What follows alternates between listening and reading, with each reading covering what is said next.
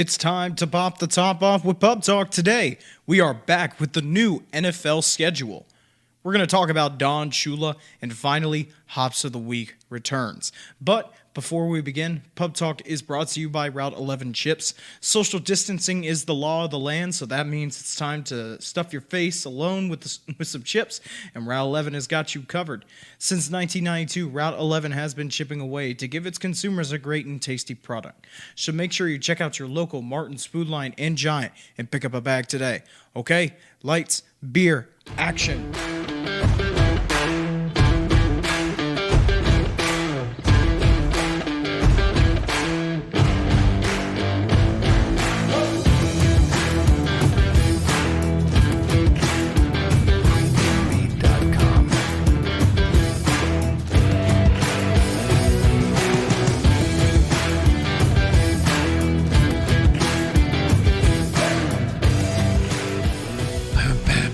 Missed that music. Yeah. Welcome back I to like it. the pub. Yes. Happy Mother's Day out there. To the moms out there. Two men are getting away from the women in the world, and we're recording a podcast here. Yeah. Because right. Sunday is the only time that we could find to do this because nobody else wants to be a part of this show, apparently. So we're still gonna chug along. Anyway. That was a beer reference? What? That's a beer reference? Yes, Chug it along? was. Okay. Yes, it was. That's Speaking good. of beer, I like it. if you want to go ahead and introduce your beer. One of go the right ahead. finest beers out there, if you can find it. I don't know. It's made in Alexandria, Virginia. It's by a company called Port City. They make... Is that a porter? Yes, this is it's a Port porter? City Porter. And, many years ago, I was never a fan of dark beers. I just never had it. I just didn't like them. And then out of nowhere, I start to sample a couple of them, and lo and behold, I thoroughly enjoy them. And one of the finest ones made is Port City's Porter, and it says robust porter, but it's not over the top. It doesn't bite, and it's just a smooth flavor. And it's. Some people would say 45 IBUs can be a little bitter, but I don't see that with this. So one of the finest beers. I never hesitate to hammer a good Port City beer. They got so many of them. So, well, there you go. I know it's a good beer. I've had it before. Unfortunately, like with everything that I've been going on with this diet, beer is not. In the past couple of months, I've been able to put stuff back in, have some carbs, but beer hasn't been one of them that I've decided to put back in, honestly.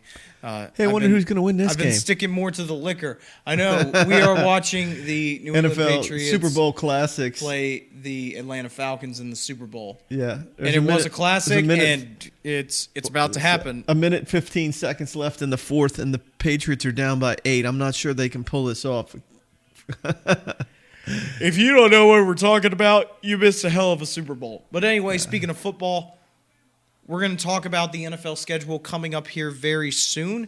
But for right now, this past week, football has been crazy. A lot of it is due to the new NFL schedule. Yeah. A lot of it is due to basically colleges coming out saying, we're having football this year. I can promise you that. Universities like Alabama are coming out and saying that. Right. The SEC wants to say that. Right. And we're also losing some people in football. And one of those people that we have lost in football is Don Shula. Yeah. And if you don't know who Don Shula is, I highly recommend that you go look him up. Yeah. Because I don't know that anybody listening to this show doesn't know who Don Shula is. or just anybody out there in general who loves football. Yeah. Don Shula is widely regarded as the greatest football coach to ever live due to his tenure. No, I'm saying widely regarded. I'm not saying the best because, there is Bill. Right, no, but there I mean, plenty of other candidates. He sits at the top. If you were going to make a Mount Rushmore of NFL coaches, Don Shula has to be on Mount Rushmore. He has to be there. Yeah. 33 years as an NFL head coach. Yep. And if people will say, wow, how do you have a job for that long? Well, when you only have 2 losing seasons out of 33 years no, as at an 26. He had 2 losing two seasons below 500 in the 26 years he was with Miami. And one of them was because of a 14-game season. One of them was a 14-game season where they went 6-8. The other one, Yeah. they went 6-10. So it wasn't that much of a falling off season for him in those years. But Yeah. he is also the only head coach in NFL history to lead an undefeated team and win a Super Bowl. Sure. The only Yep. undefeated team in NFL history is the 1972 Miami Dolphins. Yep. And you can talk as much shit as you want and say, like, well, that was back in the olden days and that was this but and you that. And still guess gotta- what? You still have to do it. You still have to do it. The Patriots Right. couldn't do it. Nope. The Carolina Panthers couldn't do it. No. There's plenty of teams who couldn't do it. And the Miami The Bears, Dolphins did. The 80 Bears, the 85 Bears didn't pull it off. coincidentally, that year when the 85 Bears went 15-1, the played one the loss fucking was to the Dolphins. I remember staying up as a kid watching that game and being infuriated about the result, but the And the you can ask, preparation that they had, it was like they knew it was going to happen. it was a huge showing in Miami for that game. I remember that Larry Zonka, a lot of the 72 Dolphins team was there because they didn't want to see it happen. And you can even ask Bears players. They said like that night was a very strange night because if you go watch the film, players were dropping balls. It was just like it wasn't the Bears team that you thought it was. Right. Happened that night on a Monday night game. Not just to mention that, but that they had a great game plan for the Bears, and they were successful. They were successful in pulling it off. I mean, Marino's no slouch. I mean, the guy can sling it around the yard a little bit. I know. So they had a great game plan. And that's for as much as we want to say that Dan Marino is one of the greatest, and he is, but he was underneath one of the greatest coaches, and Don Shula was able to coach him into one of the greatest. Yeah. I don't think that you can say Dan Marino's success as a great quarterback was without Don Shula, because Don Shula's coaching tree stems back way before the Miami Dolphins, all the way back to the Baltimore Colts, leading one of the best teams you'll ever see to the Super Bowl against the New York Jets. He coached at UVA. Yeah, his In college coaching tree. I remember seeing videos of him back at Baltimore with the Colts, and he looks just like a 30-year-old man, and he's a head coach. He's a head coach. He leads Johnny Unitas and Nolan Carroll. One of the youngest NFL coaches when he became the head coach. What was it, 1963 or whatever like that? The Colts in 1963. Well, he's only with them for, 6 seasons? Yeah, 7 I seasons, think the something like last that. 1970. 69 is his last season, and in 1970 he becomes the head coach of the Dolphins. Yeah, and then 2 years later, they win the undefeated season and win a Super Bowl. Well, he wins the NFL championship with the Baltimore Colts, 1968 or something like that? Well, no, that would have been in the Super Bowl era by that time. 1968 would have been in the Super Bowl era. Because 1966 was the first Super Bowl season. That was the first Super Bowl season. And then he wins 2 Super Bowls with the Miami Dolphins. Unfortunately, from then on he was just they could just never get back to the Super Bowl, except for the 1 year with Dan Marino where they did get kind of screwed, because they did face the 49ers. And in that time, the 49ers were hellraisers back then. So for anyone who doesn't know who Don Shula is, don't just take our words. 1968 NFL championship. That was Beat the Cleveland Browns 34-0. 1968 NFL championship game. But that's before The winner of the game represented the NFL in the third AFL NFL World Championship game. and that would have been against the Jets. Also called the Super Bowl. And that would have been against the Jets, yeah. So that was one of the last. yeah, I think that would have been one of the last. So that would have been in the dawn of the NFC Championship game. I'm thinking anyway. because next year would have been the Chiefs. They had 78,000 people in attendance in Cleveland to watch that game, December 29th, 1969. I bet you that was and cold they as shit. fucked them. It was 34-0. 34-0 in Cleveland, yeah. That's the most Cleveland has ever had at a stadium in the past God knows how long. but like I said, if you don't know who Don Shula is, don't just take our words. Go look him up. Go listen to players, coaches who idolize him as a coach, because you don't keep your job for 33 years unless you are a damn good coach. Yep. And you don't have that impact 1958 on. college coach, UVA. 1959 Kentucky.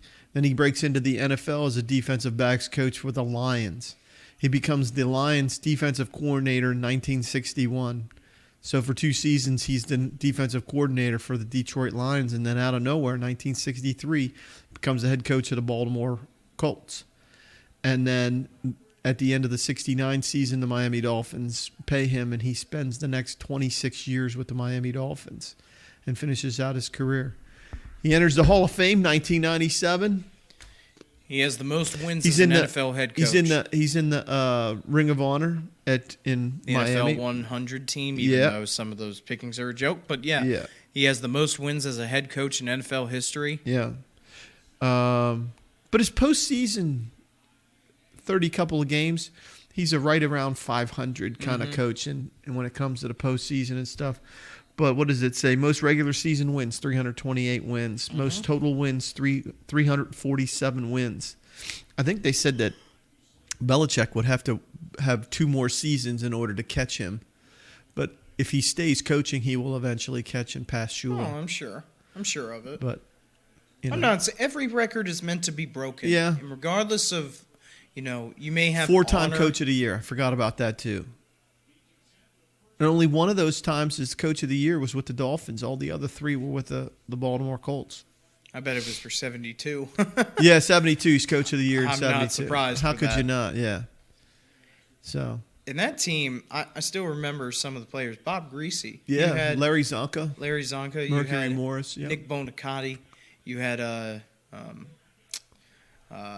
Mercedes Lewis in the back. Oh wait, no, it wasn't. Mercury Morris. Mercury Morris. I'm sorry, Yeah. Mercedes Morris.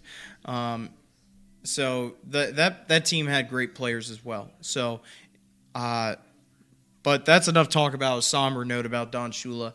Let's get to the NFL schedule. Because it should hype you up a little bit that at least the NFL is like, fuck this coronavirus stuff. And by the way, it was 30 degrees yesterday in May. You know why? Because fuck you, that's why. That's what May says to you. That's what May wants you to think. They don't care about your feelings. They just want it to be really cold. In May. It's about to be the middle of May here in a couple of days, and it was 30 degrees outside. I would like to go to the beach sometime this year. The beaches will be open this weekend, okay? We're going to have one of the best summers we've ever had. And those beaches will be open. And the beaches will be open. Chief Brody. So, okay, let's start off with, the first game of the year. I don't give a shit about the preseason. I do not care. If you want to care about the preseason, be a mom of an NFL player. Because that's time for your baby's time to shine. But for us, men who don't care about that and want to sit back on the couch and yell at the TV, we care about the regular season. And right now, the first game that starts off the year is the 24-point comeback in the postseason last year with the Chiefs and Texans to start off the season. You're going to see a Texans team that is depleted completely from, Bill O'Brien making his own general manager decisions by getting rid of Hopkins and trading him for David Johnson. And you're going to get Pat Mahomes, who is returning 20 of 22 starters for the Chiefs, starting off a new season in 2020 for the NFL season. Yeah. There's some really good early on games. Yeah. Well, what was your first one you just said? Well, no, I was just talking about the opening day. Thursday night, that's what you're getting. Texans, Chiefs? I think I just have to say that because it is the first game and you want to watch it if you are a football fan. I feel like you have to watch it. Another one, week 1, I would have to say is Dolphins, Patriots right off the bat. You're getting the old breed, the New England Patriots, and they're going to go up against Brian Flores' new team, the new era in New England on week 1. Yeah, I think it's going to be an interesting game. I really think that's going to be right off the bat. You're getting a brand new team full of free agent acquisitions and great draft picks going up against a New England team that did not draft well and has lost Tom Brady, has lost Gronk, has lost everybody. They have they have didn't Edelman. have him anyway. They didn't have Gronk anyway, so who cares about that? But okay, that's fine. But I'm just saying, I think that is a great game early on to see because it shows the new breeded Miami Dolphins. See if they have some spark in them. Because it's like David versus Goliath. You're still David. You have no idea what you guys will be made of. In week 1 against a team that has always been solid and true to its word in New England, I think that's a good first test for them. Yeah. I really do. I mean, week 1, yeah, I think that's a good choice. I mean, shoot. I don't know. What you see anything else early on? I want to see week 3, week 2, week 3. Week 3 to me is, or week 2 is, there doesn't appear to be anything. Broncos Steelers. I mean, I like that game. Bills Dolphins. There's another week 2 showdown. There's another one. Did I put that on my actual list? Dolphins starting off the season going up against their 2 AFC compadres. They're going to have to. Ravens Texans. I forgot that. I did not put that on my list. Patriots Seahawks. Patriots have to go back to Seattle. Yeah, I listed that. So when I looked at the top of the schedules, the toughest schedules going down to the Patriots. You know, their combined winning percentage of the teams that they're playing is over 500. When you look at the Bills, the Chiefs, Dolphins, 49ers, Texans, and Seahawks, you got 1, 2, 3, 4. You got 6 teams right there that are easily playoff contenders, could be playoff contenders. I'm not sure about the Dolphins just yet, but everybody else, the Bills, Texans, Seahawks, 49ers, those are all playoff teams, you know? So they have the toughest schedule. The easiest schedule by far that I've seen is the Ravens. No, they have like 4 teams. They play the Chiefs, Patriots, Texans, and Eagles. Outside of that, they got the regular schlubs that they've been beating each other's ass. Pittsburgh's included in that schlub. Well, the only reason is because we don't know. Pittsburgh's a huge question mark. I know they are, and I'm not going to say that they're going to be great because they have been a question mark. Let me see here. I'm looking at week 3. You got Denver's going to play Tampa Bay because Denver does not like Tom Brady. I know for a fact Denver does not like Tom Brady. He's going to have to go to Denver. That is a big one. No, the end of that week, that Sunday night game, that's the game, brother.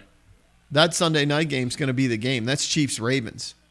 That's Monday night. Oh, is it Monday? It is Monday night. It is. Now Sunday night is Packers-Saints, and that falls in the same week because I looked at both of those things. That's going to be pretty good right there, Packers and Saints. I was looking at the toughest schedules again. The second toughest schedule, Jets. Third, Dolphins. Fourth, 49ers. And the fifth is Buffalo. Buffalo's got a pretty damn tough schedule.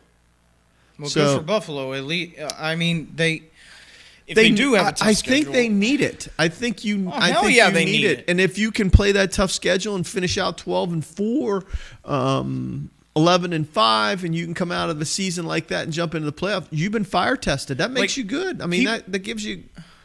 People like to think that tough schedules is always going to deplete your season, and I'll bring them up. The Steelers, the last time they won the Super Bowl in 2008, they had the toughest schedule in the NFL. Well, they got the second easiest schedule this year. Okay, well, I mean, gotta start somewhere apparently for them. But back when the Steelers won their last Super Bowl in 2008, they had the toughest schedule in the NFL. They went 12-4 that year. They played very well. They had a great defense. 2, they had a quarterback that was way better than he was in his first couple years, and they won the Super Bowl. But I think the big thing about that year is people don't know is that they had the toughest schedule in the NFL, and the only 4 teams that they lost to was Indianapolis. They lost to Tennessee that year because Tennessee was the best team in the NFL. They lost to the Giants, and they lost to the Eagles. Those were the 4 teams that they lost to. Every single one of them made the playoffs except for the Giants. Some other standout games that I had. There were several of them early on in the season. So from September, within the first 3 weeks of the seasons, you got Texans, Chiefs, because that's what we talked about. We said Bucks versus Saints. That's week 1? Week 1? No, week 2. Are you sure? I think it's 2. It's the 13th. It's September 3rd. Is that a Monday night game? That's the Monday. Wait. No, that is on Sunday. That's on Sunday. Sunday that's at a Sunday 4:25, yeah. All right. On Fox. Bucks versus Saints. Then at the end of the week, I think that's what week? I wanted to say shit on this. My freaking thing keeps flipping back on me. All right, so it's week 3, the 28th. We said that was Monday night. Monday night game. That is Saints Packers. Or no, Chiefs and Ravens is the Monday night game, which has got to be, people are going to freaking go gaga over that game. You have Cleveland playing Dallas. You got Yeah. two annoying-ass fan bases right there. Going to go head-to-head. Yeah, I also like Cowboys and Seahawks. I don't know what it is about the Cowboys. I'm really interested to see how well that freaking passing game is going to be effective against teams. A couple of other ones. October 18th, Packers versus Bucks. It's only the third time that Brady has played against Rodgers in all of their careers. It's been the third time. November 29th, Chiefs versus Buccaneers. Are you serious? Yes. They're going to meet. Chiefs at the He's Buccaneers. really going to meet them again. And then December 20th, Chiefs at the Saints. They're playing the NFC South. Yep. Mahomes versus freaking against freaking Drew Brees. We'll see. Because Drew Brees, I don't give a shit what anybody says. That cat can still sing it around the yard. I mean, he can still October 8th, sing. Week 5, start off Thursday night. Tampa Bay from the sunny state is coming up to the cold, windy city of Chicago on Thursday night football. Tom Brady's going back to the Windy City, Coach. He's going to meet your I Bears. get that. I would love to see Khalil Mack just drill a piss out of him. I would love to see him get up real slow off the frozen turf. That'd be nice. What year? What time of year is It's it? in October. Oh well, it still might be nice and breezy cold there. You never know what you're going to get off the lake. Steelers are going to play the Eagles Week 5, so you have the Battle of Pennsylvania. Yes, I wrote that Week down. 5. I was talking to your mother about that. It's in Pittsburgh this year, Yes, thank God, because yes. we get our asses kicked in But Philly there's all no the time. time on that game. There's no time. It says 1 o'clock right now. Well, there was According to ESPN, the it can list that we change. saw was different. It can change, of course. We've seen that before. So let's do this real quick because this is what I found. Top 5 toughest schedules. Patriots is number 1. Number 2 is the Jets. I think we just did this. Number 3 is the Dolphins. Be really curious to see if Fitzmagic makes it through the season before they try to attempt to use Tua. I still don't see. They're going to have to. You think they'll eventually have to use him? No, I'm going to say they're going to have to make it through the season without Tua. There's just no way that he is healthy enough. You cannot risk a broken hip. You can't. Well, if he's freaking medically cleared to be on the team. Late in the season. Holy shit. Freaking The Patriots won the Super Bowl? They came back from 28 to 3-1. I can't believe that. Holy crap. It's like it happened yesterday. Yeah, but that's it fucking crazy. didn't. No, your mother and I went to we went to Gillette Stadium the very next year and saw them play the Dolphins, and guess what? They lost. They fucking lost. No, that was the Panthers you went to see. Oh, that's right. It was the Panthers. Panthers. And they fucking and lost. They lost. That place was like a tomb. It was so quiet. Your mother and I had to catch a flight because we had to drive back to Rhode Island to get on a flight.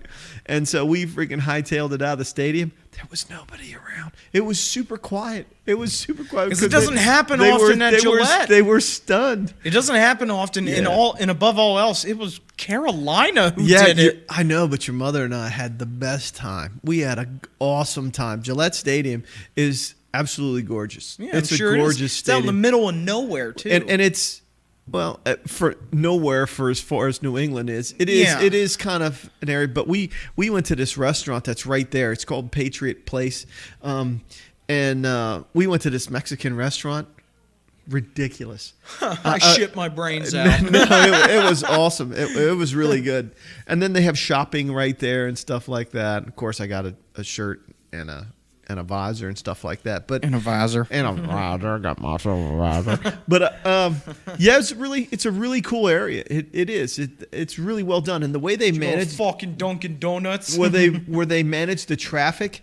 I would really like to see more NFL teams manage their traffic like that. Remember when we went to Pittsburgh, when we went to watch the Steelers play the Patriots? Well, the second time it was easy to get out. Yeah, because we just waited around. We didn't have to freaking hustle or do anything. Remember we stayed back at the truck and had a couple of more cold beverages before we pulled out. And by then, there was a lot. We didn't have far to go. We were going back to a hotel. No, it was the only thing that sucked about it was being in a parking garage that you have to go down in one single line. Yeah, there was no deviation. You couldn't go away from it. Yeah. So, but that's what you get when you go to a place. But look how close we parked next to the stadium. Oh yeah, I mean, you could have thrown a rock and hit the stadium. It was a great place to park. Yeah. So, what?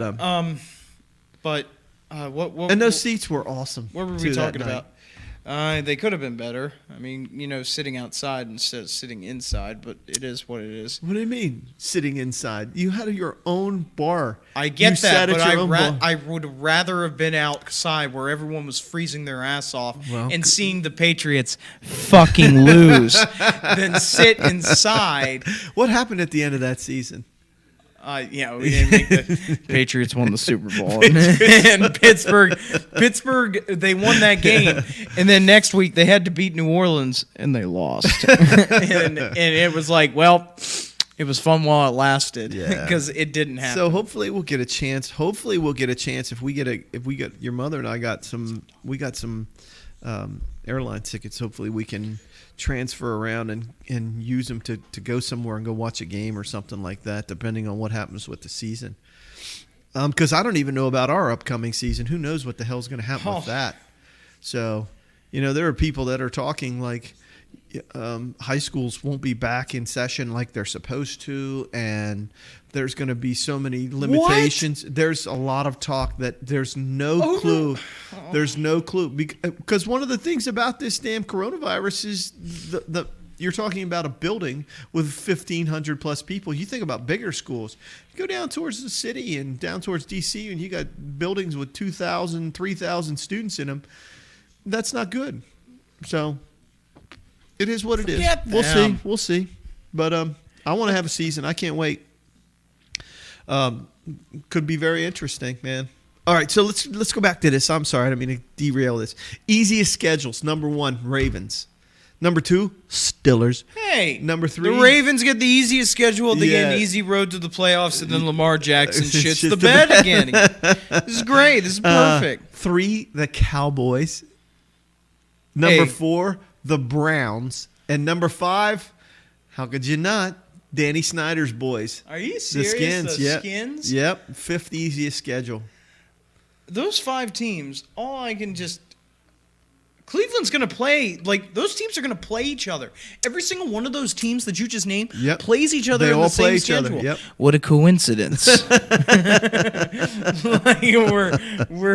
We're all so terrible that we're all in the same group. I forgot the two toughest schedules at the top are for the 49ers. And that's good for them. I think it's good. And then they proved themselves last year. And then the 5th is the Buffalo Bills. And we already mentioned about that. 49ers. All I can think about them is I think about the Falcons.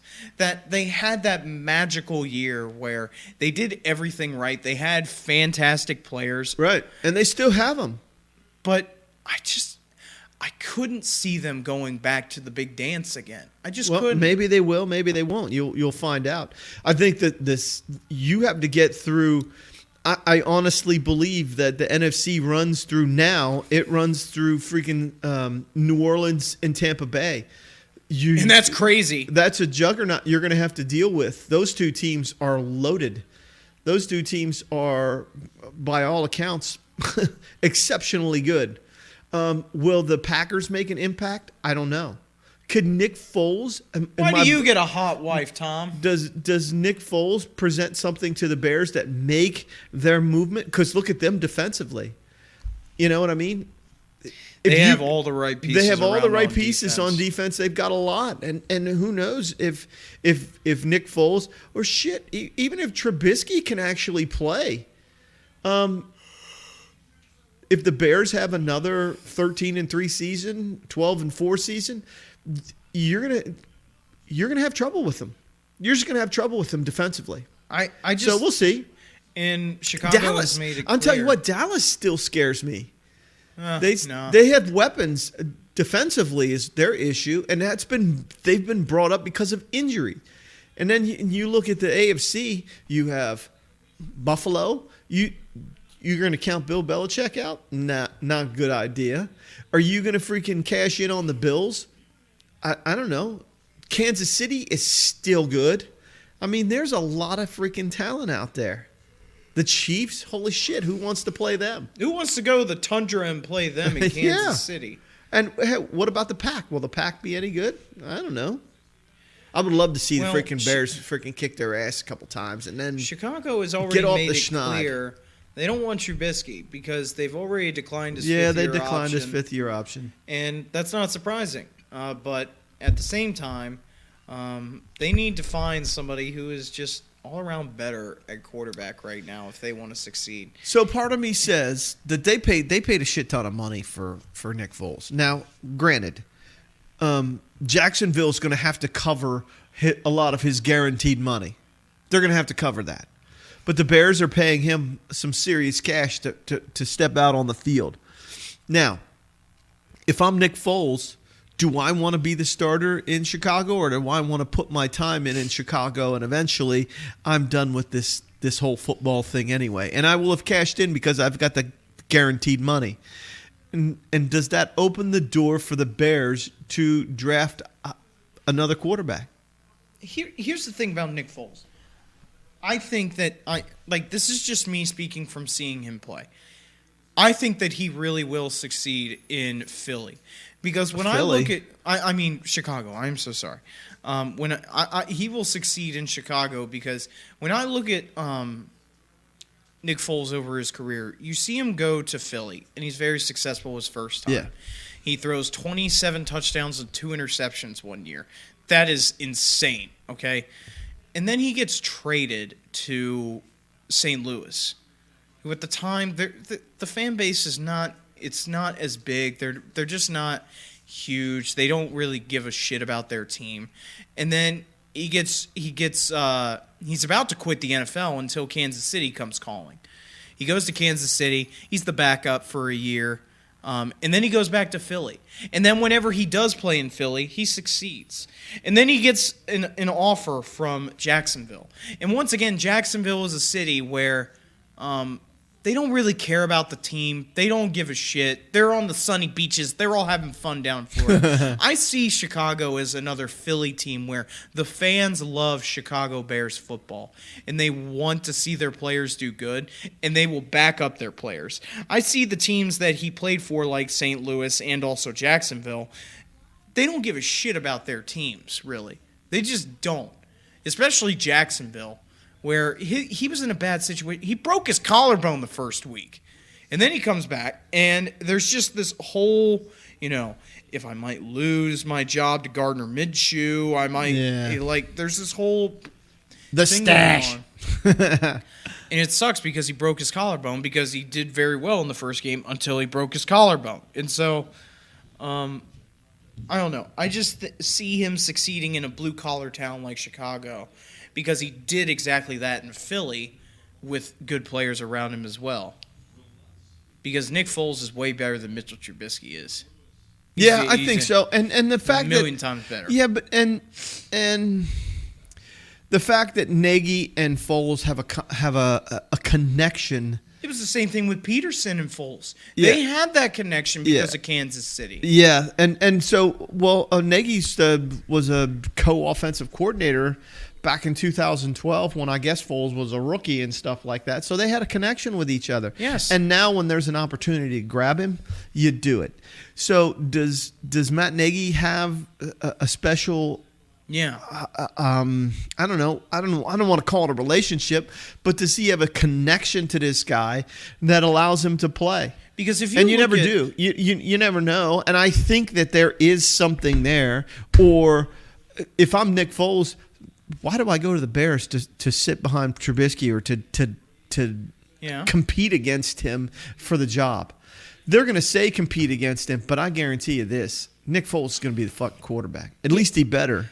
I don't want to say that they're identical, but they're very similar in the fact that Doug Peterson's offense is kind of just like Matt Nagy's. They have those explosive plays that they can use, those trickery plays, but then they also have their basic plays. Yeah, I mean, that they can adapt to. Right, and those are the things that Trubisky has done reasonably well in managing the offense on traditional plays. It's those managing the ball down the field where you have to have a big throw and it's just not there. You have to have explosive plays. You have to keep moving the chains, and that's something that Trubisky's not done. And that's so frustrating. It's so frustrating. And as a Bears fan, it's I don't know. I go back and I think about, hey, what would Patrick Mahomes have done for the Chicago Bears? Okay. What would Deshaun Watson would have done for the Chicago Bears? We would have been 10 times better. But what did – and I've read where people said that they chose Trubisky because he's white. Well, fuck you if you think I don't believe that for a sec. You shit. But I want to know what the Chicago Bears were thinking at the number 2 pick in the draft at fucking picking this guy. I just will never understand. They didn't know that. No one knew that Patrick Mahomes was going to blow up the way he did. Care. They knew he had all the tools. They knew he had the tools and stuff like that. But nobody knew he was going to blow up. Nobody knew that Deshaun Watson was going to freaking set the world. They all had the skills. They all did. Yeah, but that doesn't matter. Deshaun Watson literally just won a national championship at the buzzer. I know. You're going to take a guy who won 13 games at North Carolina over that guy? I know. Or Patrick Mahomes. Yeah, as you said, he hasn't won a lot of games at Texas Tech. But the talent was there. Yeah. It was there on him all it's along. Visible. And then when you look at the film and you break down the film about Trubisky, it was there too. And I think that they felt like over the long haul, Trubisky has a bigger upside. You know what I mean? It's like Big Ben, Miami of Ohio. People forget that. Miami of Ohio. I know. But the talent was there. He had that prospect of talent. And that's what I keep saying about Jordan Love. I keep saying that about Jordan Love, and what's his name? Jacob Eason. I think about those kids in the same mold as you see with Deshaun Watson. Because how do you get a kid who's 6'6" or 6'5" and 220 and can make every throw that there is? And then you got Jordan Love, who's 6'3", 6'4", 210, 215, can make every throw. Not only that, but he's as athletic, can throw it from every angle, can probably throw it left-handed better than I can, and I'm fucking left-handed. You know what I mean? So those skills are there. So who knows what happens with those guys? But Jordan Love, you're never going to see him. You're never going to see him unless Aaron Rodgers freaking has a giant pimple on his ass and he has to sit, because you're never going to see him. I know. So, but I love 2 years ago when the Bears were really good. The Bears went 12-4. I just kept going, man, this defense is unreal. These guys are so damn good. And whenever I watch the offense get on the field, I want to fucking punch the TV because I go, how can you have a defense it's like JMU's offense. Exactly. How can you have a defense that literally is out there for 20 seconds and the offense puts them back out there in 20 seconds because they run 3 plays and then they're back on the field? I don't understand that, and it has drove me insane. But let's get back to the schedule, though. Anyway, Chiefs-Bills is going to be early in the season. Old Pat Mahomes is going to have to go up to Buffalo on a Thursday night. That'll be a fantastic game to see. I would love to see the Bills shock everybody and pull off the upset on the Chiefs. Who else do we have? Back-to-back weeks, the Eagles have the Steelers, then the Ravens. We'll see how they can handle Lamar Jackson. I think that's a good game. Jesus. He was laying down on the ground, and he was laying. Was Tom really laying in front of you? No, it was Coach. He was laying in front of the beer fridge. And I stepped on his legs. You see him limp away after he screamed? No, I didn't. He did. He limped away. Well, no shit. I stepped on his leg. Oh, I thought you stepped on his tail. No, on his back leg. Oh. Little fucker. I didn't see him. He's a little vermin. Bears are going to play the Panthers. Dolphins play the Broncos. The what seems like the West is playing the East this year. I'm curious as to think about, because I'm almost certain. I want to say that it's got to be the NFL has to have a contingency plan in place. They have to, because I think what's going to happen is if this shit that's going on right now and this coronavirus doesn't soon clear out, then teams are going to have to play each other regionally. I think so. And there's talk about Major League Baseball doing that. I don't think the NFL wants to do that, but it could be a viable solution. And then what happens to the schedule then? But every single team is regionalized except for the AFC South and East. The Miami Dolphins are in Miami, while the rest of the teams are in the North. You have New England, you have Buffalo, and you have the Jets. And then you have the AFC South, where the Colts, where the Texans, where the Jaguars, and where the Titans are. That's the South, and that is all over the place. Right. That is all over the place. It's the same thing with the it's the same thing with the East compared to the AFC East, where you want to play regionally, but you can't do it division-wise then because of those two divisions. You just can't. There's just no way that you can.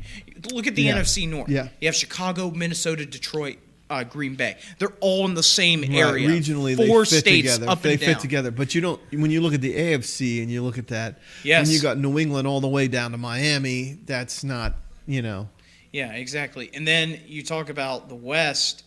You have Arizona all the way down at the bottom. Yep. Then you have the Raiders who are in Vegas. You have the Seahawks all the way up in Seattle. Yep. And then you have I know. the 49ers. It's a giant cluster. And I don't know how you would play regionally. I just would not understand that contingency plan if it was put in place.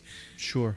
I think so. When you think about Dallas and Washington, they don't fit together as well either. No. They don't. They just don't do that. And that's the East. When you think about New Jersey, Philly, and Washington, all within a bus ride, 2 hours, 3 hours up 95 from each other, throw in the Cowboys 2,000 miles away. Yeah. That's a pain in the ass. Well, speaking of, the way that they're going to televise these things too, Monday Night Football is changing now. Joe Testator and Booger McFarland are not in the they're not in the booth and that's anymore. a shame for Joe Tessitore, because I really liked his voice. I loved the way his excitement. I get it. He's probably better for college football, but I just like the way he presented the game. I do. Booger McFarland wrecked it for me. I just didn't like that at all. I just don't think that you have to talk as much as he did. Ooh, Steelers Titans. Oh Week boy, 4. that's going to be a Week 4. I'm just trolling through here. Week 5 Buccaneers, Bears, Eagles, Steelers. That's in that same week. Vikings, Seahawks is another really good game. But Chiefs, Bills, Week 6. You're right about I said that. You're right about Joe Testator not being there. Remember, there's talk about Kirk and Chris Fowler. Stop liking. No, I don't know. Would you like to see that or what? Would they call a good game? I think Fowler does a great job. I just really like the way he presents himself. His demeanor and his excitement for big plays and things like that. And Kirk Herbstreit is a great color commentator. Yeah, I think he adds something. But I think you need an NFL guy. I think you got to find another guy, a.k.a. Tony Romo. What about Peyton? What about Peyton? He's a funny characteristic guy who could make it in the booth. Maybe. I think that he would be perfect for in there. Maybe. You just have to see who is out there. I don't know who's capable, who has a broadcasting background. I'm sure that there's an NFL player that can get it done and be. It's not to say that Booger McFarland didn't deserve an opportunity. He did. It just didn't work out. He's not as good as he thought he was, and the ratings show it. And people have talked about it. I mean, he's become a meme. Whenever he's Booger? Yeah. Oh yeah, big time. So I don't know. I'm excited He's that like I'm almost excited that he's not involved. You could take this any way you want, but he's like a black John Madden. He basically tells you exactly what you know, but he is black.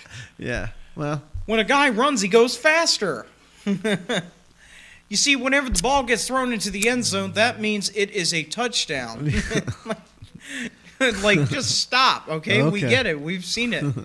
We've seen it. It's like John Madden. It really is. Well, to state the obvious, to overstate the obvious, sometimes is a pain in the ass. But I know, and that's he's what gone. John Madden used to do. So we'll see. We'll see what the NFL drags up and creates. Hopefully, they come up with another guy who even remotely gets as close as Tony Romo, who I wasn't sure I was going to like him.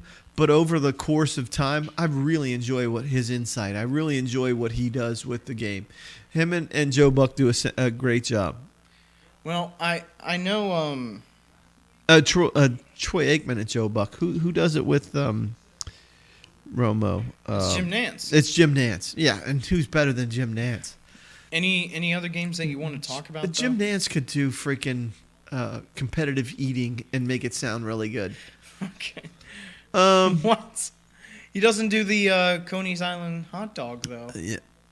Huh? He doesn't do the hot dog eating contest though. No, he could probably make it sound better than the people that do that though. Guarantee you, that'll be July 4th, I think, this year. Yeah, it's every summer. 4th, yeah, July 4th. Joey Chestnut trying to get another title under his See if I belt. can get another hot dog. I'll stuff one in my ass. I remember the documentary that they had on him. Yeah, it was pretty good. Oh my God, what was his name? Kobayashi. Kobayashi. Yeah. That was pretty damn cool.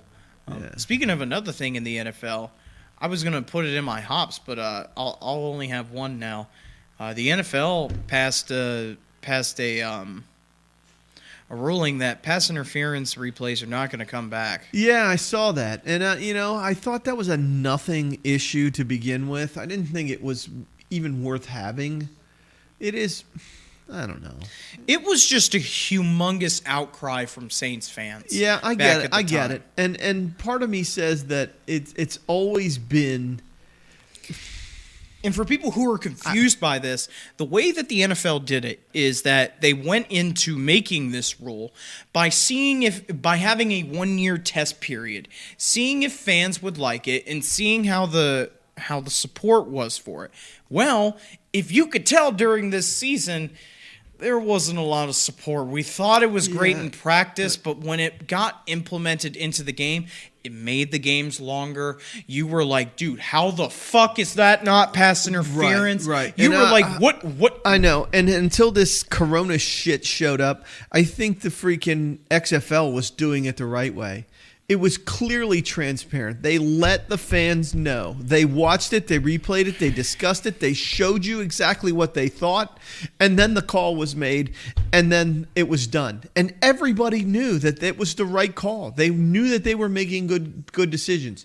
But the NFL didn't do it that way. Oh, no. They're going to keep every secret quiet. They're not going to let anything out. Yeah, it's ridiculous. And so this rule that they were hoping would prevent a Rams-Saints fiasco again becomes a nothing rule, because at the end of the day, you have human beings still on the end of these monitors, and you're at the mercy of a camera angle, and then they make a decision and go with it, and it's like complete and total horseshit.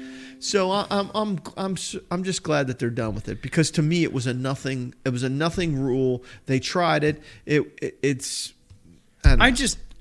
If you go back and watch that game, I get that we're human, but how do you mess that call up? It is so egregious. It is so terrible. I get that, but I'm just going back to it. I know, but we sitting at home have the luxury of watching it on multiple angles, whereas that official who is moving in real time sees it take place, and if he doesn't have the same angle, he doesn't see the same thing as the home time viewer. And it's no different than anything else that happens in life, and you see it happen, and a guy goes, holy shit, I didn't see that. I didn't know that was going to happen. Why didn't you see that? Why didn't you? Really? Well, you try to fucking do it. It's like you watch NASCAR and that in the blink of an eye, going straight is not possible. You're turned into a wall, and the cars crash, and you've got a freaking 15-car pileup and whatever, and it's in the blink of an eye. Coach, it just happens that fast. When the refs have to come up to the head coach after the game and say, "We fucked up completely." Okay, you're right. Like, that's the human part of the game. Do we want fucking robots and cameras watching over this stuff? There's no way. Over Tony Correnti, yes. Over him, absolutely, because I don't give a fuck about him. Yeah, well, him and his crew are so egregious with penalty flags. I get it's that. turning into the cheerleader league whenever they're in the I game. I get that. It's the I get that they have a job to do, but my God, they must have 7 flags up their butt. Yeah, I get it. I know. Correnti But anyway, the pass interference thing only had support for 1 year because they wanted to see it as a test period. Right. And after this year, there was not enough support to reevaluate it and put it back in.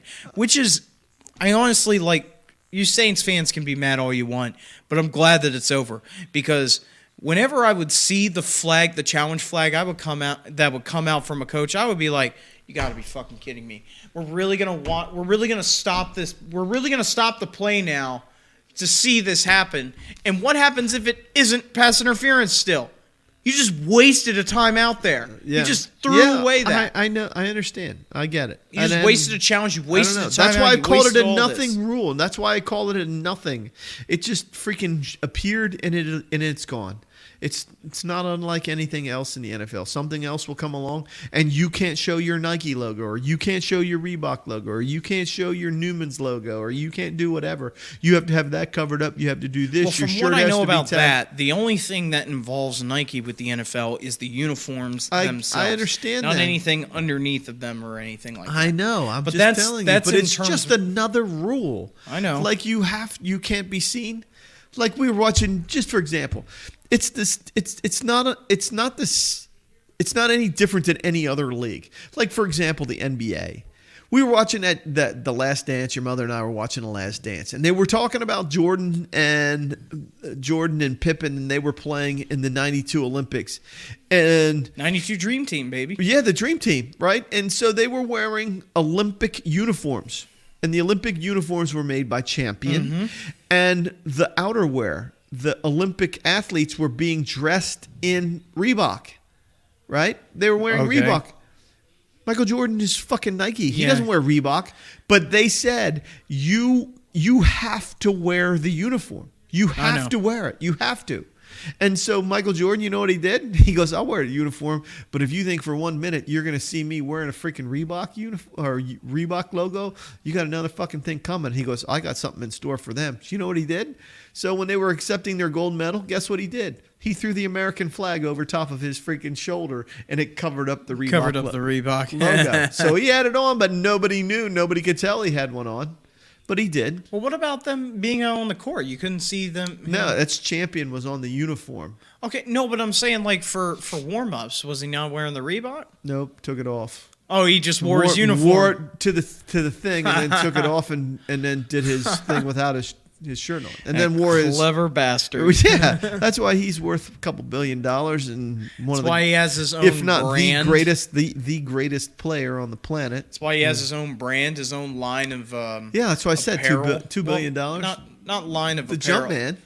I get that they're Jumpman, but it's literally Nike with the Jumpman logo, and that's it. If you ever see North Carolina football with their uniforms on, it's literally Nike uniforms, but with the Jumpman logo. That's all it is. That's the only difference. You've seen my gear from freaking my high school. We wear freaking nothing but Nike Jumpman stuff. I know, but I'm saying there's no difference. That's in top it. shelf stuff. It's I get the it, but best. there's no difference in it. Oh, I know. I know. But I it's- work in that it's- stuff. It's branded for Jordan, and there's nothing wrong with it.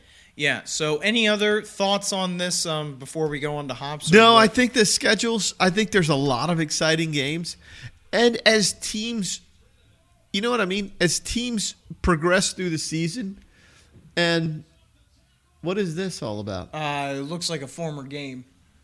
Looks like Saints and Patriots in 2017. Oh, okay. Well, there you go. What is that?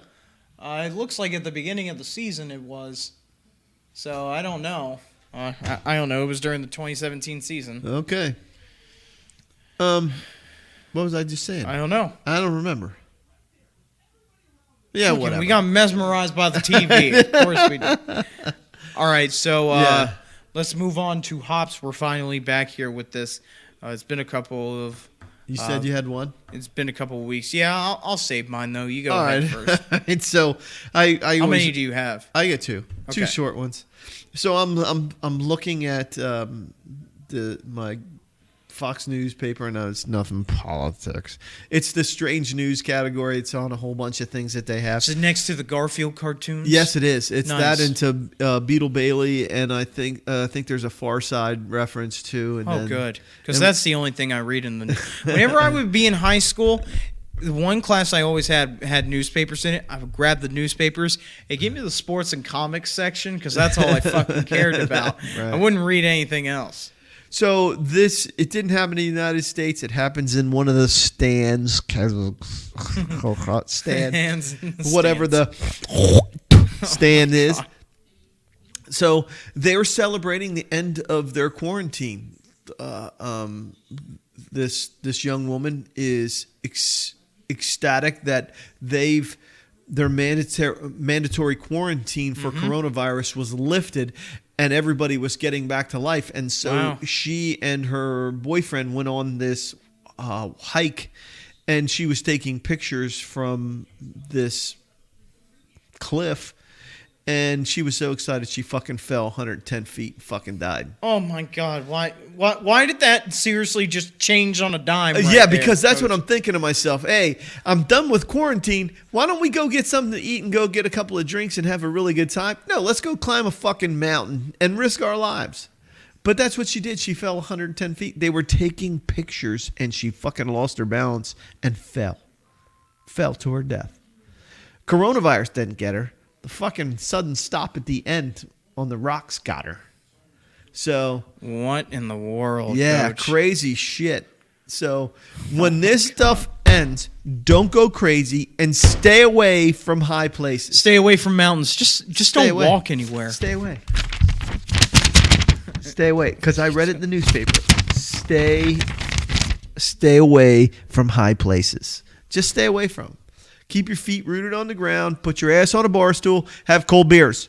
Stay away from freaking rocky ledges and think you're going to hit pucks deep in the neck. Win goals. Win games. Win games. Shoot baskets. But go home and sit on your ass and drink more cold beers.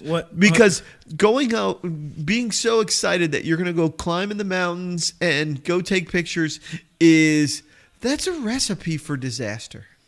It's just a recipe for disaster. So I feel bad for her and her boyfriend, but should have stayed at home. What's your second one, Coach? The second one was this douche. I don't know what this. Oh my God! Here we go. I don't know what this guy was thinking. But so 3 weeks ago. No, it was a month now. I'm trying to do the math. I think it's 5 weeks ago. Wendy's had a special 4 free freaking nuggets for all, and you could one-time visit 4 free nuggets, and it was basically, hey, you want a little snack? Stop into Wendy's, and we'll give you 4 free nuggets. Okay. Right? And so this guy drove around for 5 hours across 2 states. No. Yeah, he went to found 11 different Wendy's and drove it around there twice, hit every one. And he's basically like, yo, motherfuckers, I'm going to eat for a week. And there was a picture of him in his car, and he had all these trays, and all he did was have all these free chicken nuggets. Oh, my God. Yeah, and so he went around. It took him 5 hours. It took him a whole 5 hours, and it said 5 hours, 2 states, and 11 different stores. He stopped into twice and got free nuggets, and he saved them all up. And because he wasn't working and he needed some food, and he said, "I got enough freaking chicken nuggets to last me a week." Oh my God! I wish you could see the picture of him. He's not what I would call a bright-looking young man. Oh, really? Yeah, no. Yeah, because I was thinking the guys who bought all that toilet paper and hand sanitizer were really smart. And look at those dumbasses now. I'm pretty sure he's on the same level as those fellers. Wendy's nuggets. I gotta find it. While you do yours, I'll find it. Yeah. So my hops is it just happened a couple days ago actually. So if you well, everyone should know about it. If you don't, go read a fucking book. May 7th, 1945, the unconditional surrender from the Axis powers in Europe. 75 years ago was the anniversary, just a couple days ago on May 7th. And the reason I have this hops is because I just keep thinking about all the, panic that's going on in the world right now for this so-called pandemic and for everyone staying in their home. I couldn't imagine the terror and the scare that was going on in Europe and the terror and the scare that was going on in the world in general. Here's that picture. Oh, yeah, go ahead. CJ. Oh, you're right. That man is not very smart looking. Well, he does not look like. Look at all the nuggets. Oh my God, he's got a freaking armful. He's got 1, 2, 3, 4, 5, 6, 7, 8, 9, 10, 11, 12, 13, 14. Let me count that again. He's got bags over there 2, too 3, that he can. 4, 5, that he has 6, some 7, 8, 9, 10, 11, 12, 13. He's got 13, and then a couple of other bags with all the nuggets. But you look at his face. And I'm thinking to myself, what in the hell? He's got him in a frying pan. I'm looking at this, and he's holding a frying pan in the front seat, but he is smart. And if you think about it, dude, look what he has around his neck. Look at the freaking band. What is that? It's fucking underwear. Hanes underwear. He's using underwear as a mask.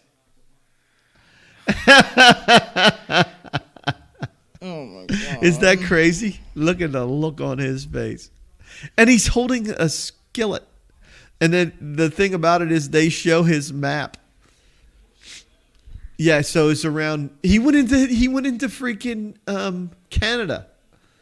So he's in Beaverton, Oregon, Portland, and then he goes into Vancouver, and it shows you the map that he went on to with the big S. Mm-hmm. What a freaking tool bag. But anyway, as I was saying, his name is Squeezy Jibs.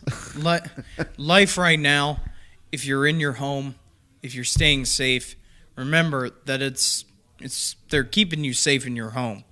Back then in the 1940s, the terror that was the Axis powers ruled over the world, and cities were literally demolished, homes were burned, people were killed innocently.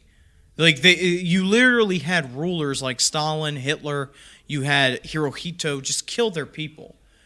And that 75 years ago was the last day for the Axis powers in Europe. Of course, VJ Day did not come for another 4 months until August. It did not come until around August, I want to say 11th or something like that, after the nukes were dropped on Hiroshima and Nagasaki. But remember, folks, that this pandemic right now, if you want to call it that, it's not even close to just what happened in World War II, where the entire world was called to arms, basically. The entire world was at war with each other. Whereas now, we're at war with idiots. And we're at war with people with masks. You see them. Yeah, we're at war with people with underwear on their face. Yeah, and this one guy says that if you pan down here, the one guy goes, loving that Hanes mask you're sporting, and the guy next to it says, or the guy, Squeezy Jib says, it has moisture wicking. But that's it for me. Okay, so this is his tweet. Times is tough, so when I heard at Wendy's was giving out free 4-piece nugs today, I knew I had to hustle. I hit every damn Wendy's twice within 17 miles across 2 states. Drive took me 5 hours, but now we eating free for a week. What it do? That was his freaking tweet. Oh, man. Okay, Coach. Well, do you have anything else to add before we get the hell out of here? here? No, I'm good, man. Hey, thanks to I wish we had a sponsor like Port City. I would love that, yeah. That would be really good. They're really good. Not that we hate Route 11 chips, but No. We would love another beer We sponsor. can get. We'll just talk to Phil if you want to eat chips, but neither you or I don't eat chips, so. But maybe Yeah. we should get It's some. kind of redundant, I know. Maybe you know what? We should freaking offer that to our guests. The next time we should just buy some, or have Phil give us a case of chips, and then when we have guests, we can offer them Route 11s. Okay. I think we ought to get in touch with Phil and see what he says. Okay. Well, we're gonna get out of here. It's Sunday. We're gonna go enjoy time with my mom. So I talked to your grandmother. You need to give your grandmother a call and wish her happy Mother's Day. Okay. Well, thank you guys for listening. Yeah, man. This will be out tomorrow, so I hope you guys enjoy. But as always, peace out. Love you guys. See ya.